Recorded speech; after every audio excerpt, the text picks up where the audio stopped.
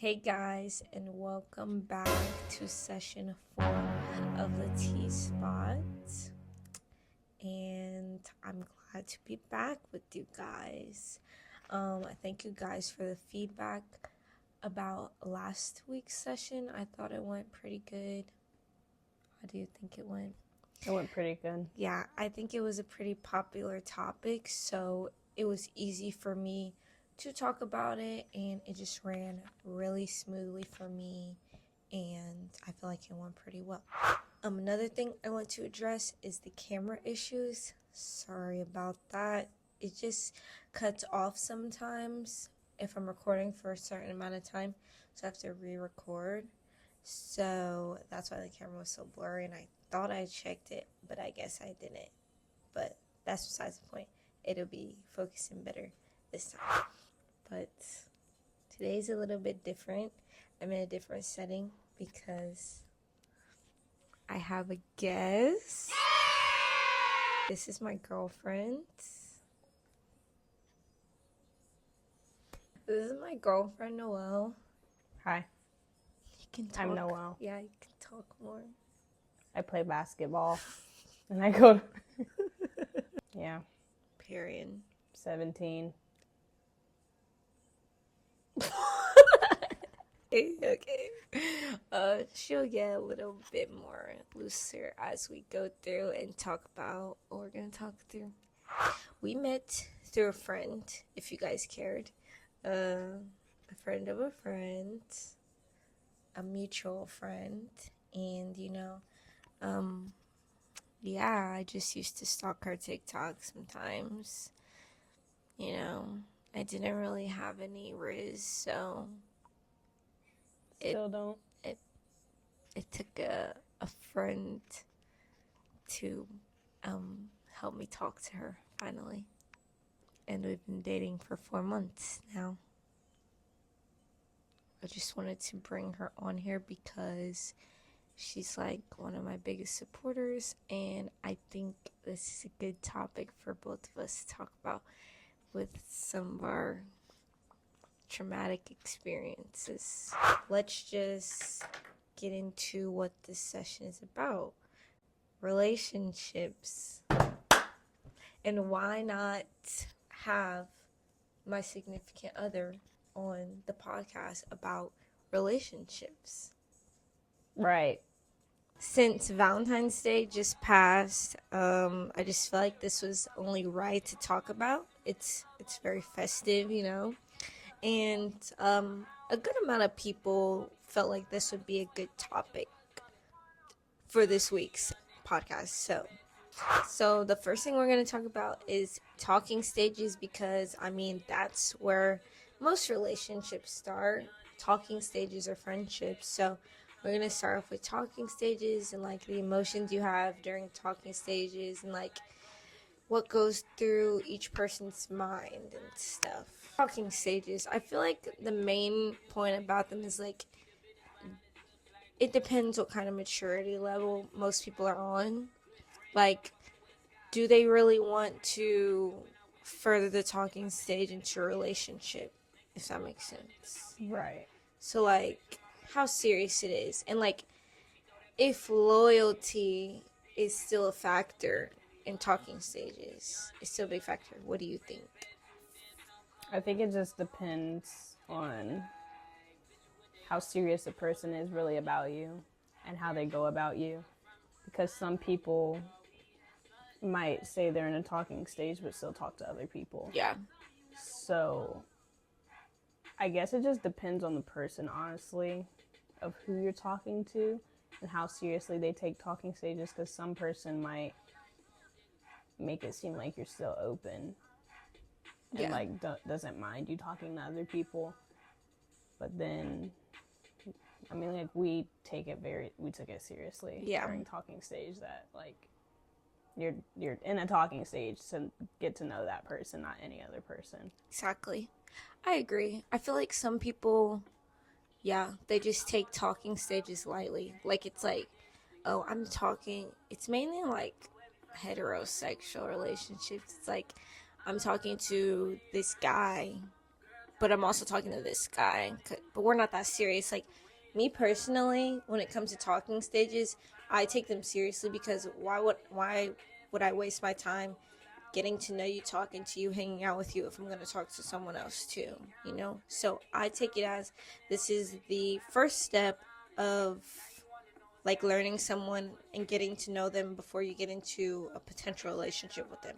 So I feel like loyalty is still a big factor, in my opinion. I think it is too. There's no point in being in the talking stage if I'm fighting for my spot with another person. Exactly. I agree. Just don't talk to me at that point. Period. Like she said, like, we took the talking stage pretty seriously. Like, we we took the talking stage pretty seriously. Like, we were just talking to each other every single day. We don't even get me started. Go ahead. No, you go first. I'm ready. Go first. We're gonna call this person Janet. Okay. And Janet and Billy. Okay. Over the summer, Janet...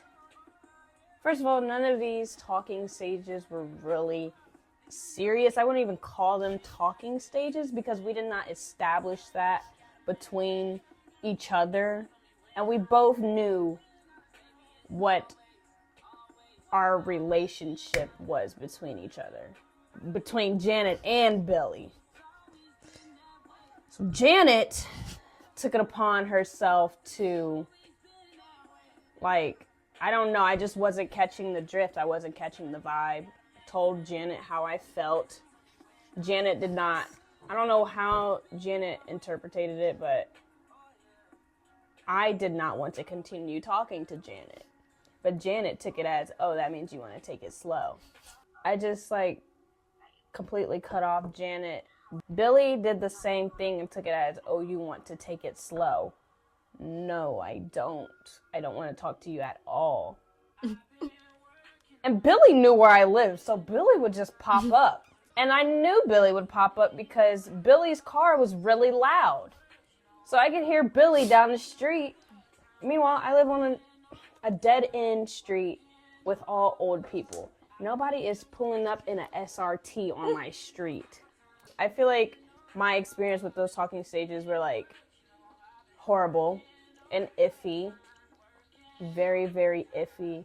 I more so just wanted a person to talk to. Like, friendship-wise, I didn't have friends, and I still don't have friends, and I see why I don't have friends, because people don't understand the level that I'm at. Like, I feel like I'm very mature for my age, and some people just don't understand that, and they just took it and ran with it, so I just had to ghost them. Sorry. That's, like, my last resort I ever want to do to somebody, but when you're not respecting my boundaries, then you just have to get out of my life. So that's just what happened to Janet and Billy. Janet, Billy, Sydney. Sydney just was literally telling me to my face that she was getting ready to go get f***ed. So that was my key to get up and leave. We're done. I'm done with my talking stages have not gone great. Yeah. I'm sorry. It's okay. Okay, it's been a long time. Go ahead. My talking stages, I mean, I was in a 3-year relationship in 6th grade. 6th grade to freshman year. And, you know, I was so heartbroken after that. So everything else was just a talking stage from that point on, except for, yeah. But one of my talking stages was with an older guy. We'll call him Gabe. You know, Gabe, he definitely got around. And, like I said before, I am a person that, like, I was interested in Gabe, so it was like when we were talking, I'm thinking, oh, we're talking because we're about to start dating soon. No, very incorrect. I guess I don't really know why we were talking, because every time we tried to hang out, he would just blow me off. He wouldn't talk to me in person. and then say that it was because he was scared to talk to me in a public setting.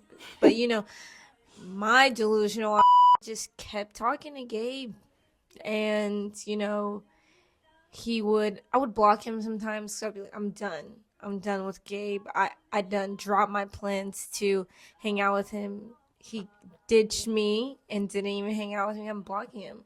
I would unblock him eventually. And, he'd be like, I'm serious this time. No, he wasn't. The girl he was also talking to sent me a picture of them in bed together. I didn't need to see that.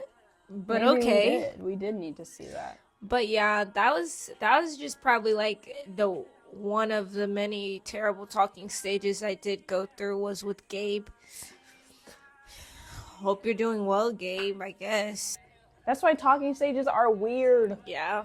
It's a good idea because it's like, okay, I don't really know you for real, so let's talk.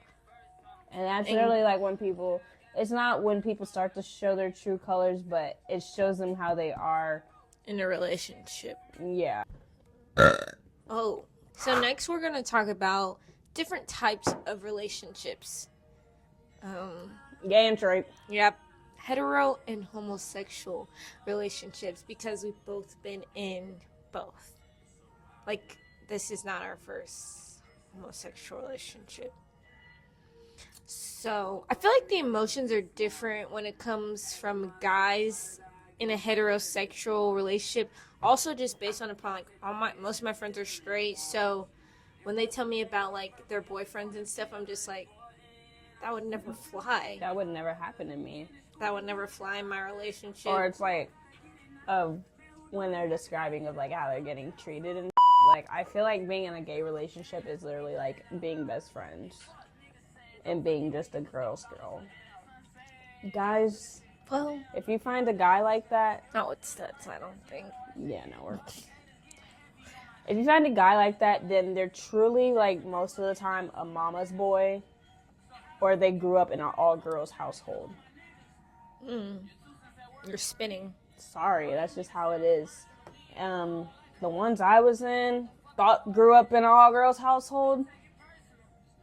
Clearly not. I should have known. It's just if that person didn't have the friendships that he had at that point, then I feel like it wouldn't have ended that way. But people truly get influenced by their friends. And it's oh my god, especially with boys, because like y'all are like competing. Why are we competing to be with girls and lay up with girls? It's so weird. Guys, it's so weird. Like, it's just weird. Like, okay, so at the high school I went to, a very big high school, everybody knows everybody's business there. So, like, yeah, there's this known guy, and like his friends would tell him everything about his girlfriend, and he just used to run with that. Like, well, so-and-so told me you did this, and I know they would never lie to me. It's like kind of like they're gay. They're like boys with their friendships take it so serious. I just don't understand it. When it comes to emotions with girls, it's like it's so easy for us to be like, okay, like, we really need to talk about this, and we can just relay what's going on. Like, we can talk about it.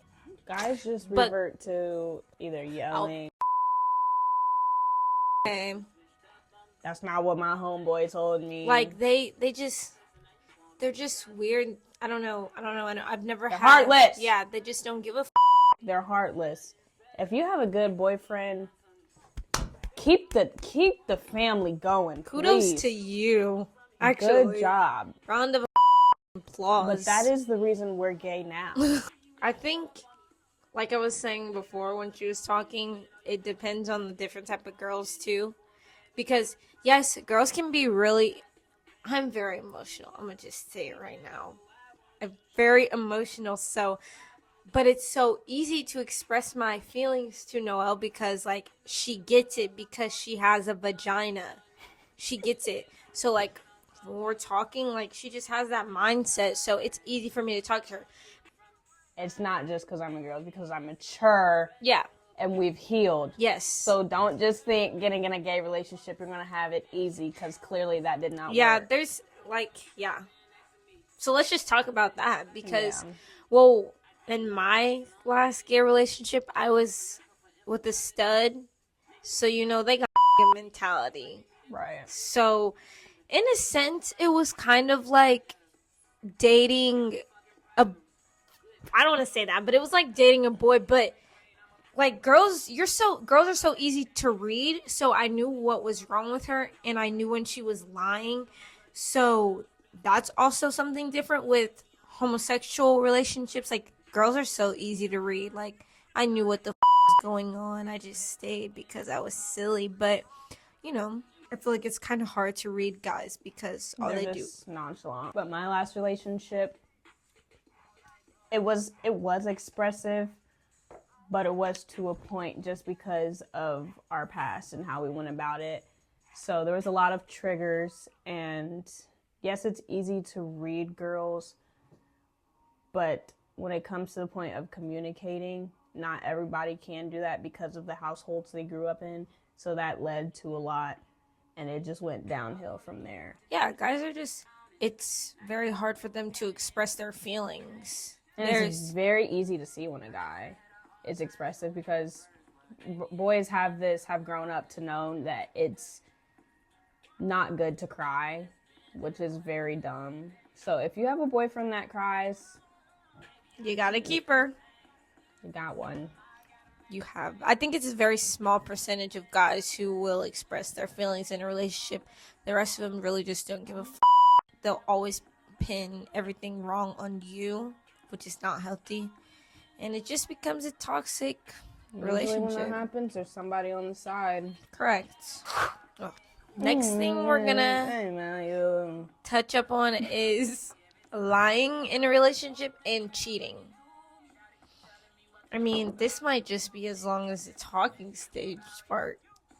Why do people cheat in the first place? Why get with the person if you're going to cheat? I never understood it. And I mainly I'm talking about guys and girls, but like let's be real, I'm mainly talking about guys. I've been cheated on by both, so same. I mean shit. Like, what do you gain from cheating besides maybe getting your little dangling sucked? Maybe put in another person, but like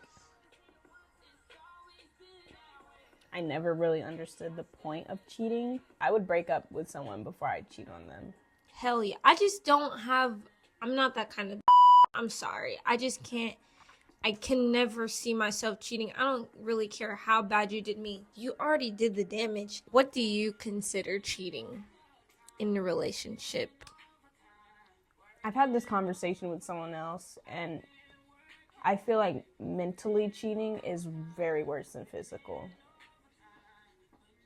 Why are you going to basically going to somebody else, telling them all of our problems, getting feedback from them, crying on their shoulder, and it's our problem to fix? So now you're just getting influenced by another person, like we talked about earlier, and that just leads to a toxic relationship. What I consider like cheating physically is like just like I don't know, being overly friendly, texting someone on the side, obviously, you know, sliding up on stories. That's what I consider cheating. I consider talking to anybody but me cheating. I'm just kidding. Stop! I think that people cheat. Bro! That does not smell good. It's not very good. I think that people cheat in the first place because they just like that feeling of having multiple people to talk to and knowing that multiple people are interested in them. Yeah, that's what I think. I think that's stupid. Why get in a relationship if you want to have multiple people texting you? And that sounds like a chore to be texting multiple people at once, keeping track of that. Yeah, I couldn't even keep up with Billy and Janice. Was that the name? Janet. Janet. Then we're gonna talk about cheating and going back to that person who cheated on you. I ain't got nothing to talk about for that one. I'm a victim of that. You're not? No. Okay. Well, I mean, I didn't have the full proof that I got cheated on yet, but I had a hunch. Picture not? Basically, I had left my ex-girlfriend's house and I was watching TV with my family, and I come home to her posting a picture with her face in another girl's.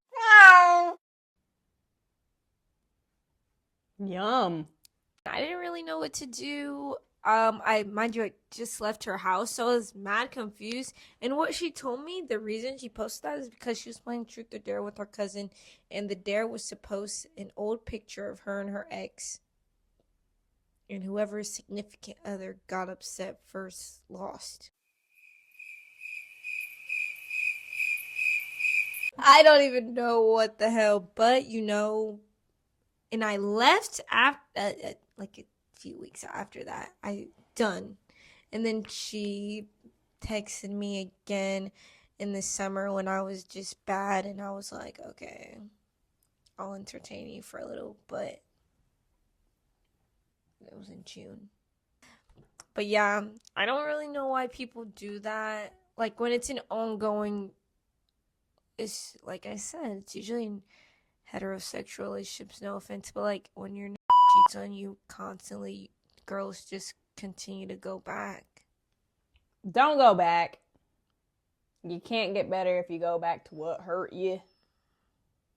Just saying. Okay, the last topic that we're going to talk about is traumatic experience that happened in past relationships that can affect how you think in your new relationship. I go through this a lot, so she has to listen to the lore a lot.